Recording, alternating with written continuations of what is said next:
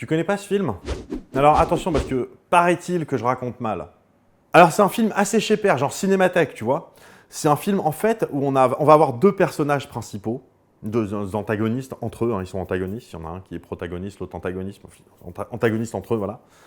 Et c'est des personnes en fait qui, c'est-à-dire qu'on sent que dans leur parcours, en fait, elles essayent de comprendre, de donner du sens à qui elles sont elles-mêmes et qu'elles ont besoin de l'autre pour trouver ce sens-là. Et c'est assez marrant parce que ce qui se passe, c'est qu'ils sont vraiment confrontés à des problèmes qui sont ultra classiques. C'est-à-dire qu'il y en a un, il a l'impression que sa vie c'est de la merde, mais que s'il changeait absolument tout, genre s'il partait, qu'il allait vivre ailleurs, tout ça, sa vie d'un coup serait géniale. Et l'autre, il se dit qu'en fait, s'il avait simplement une promotion, en fait, sa vie deviendrait géniale. Alors que non, pas du tout. Alors après, ce qui se passe, c'est que nous, on en apprend plus sur les personnages grâce à des flashbacks. Bon, voilà, c'est assez éculé comme méthode, mais ça fonctionne, hein, voilà. Et alors là où c'est intéressant, parce que ce qui se passe, c'est que donc, ces personnages, pour réussir à avancer, il va falloir qu'ils touchent le fond, vraiment, qu'ils descendent, quoi, hein.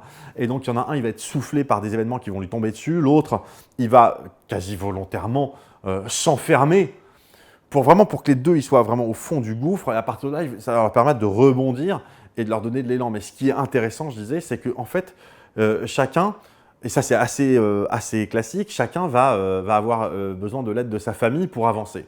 Jusque-là, c'est classique. Sauf que là, c'est chacun va avoir besoin de l'aide de la famille de l'autre pour avancer.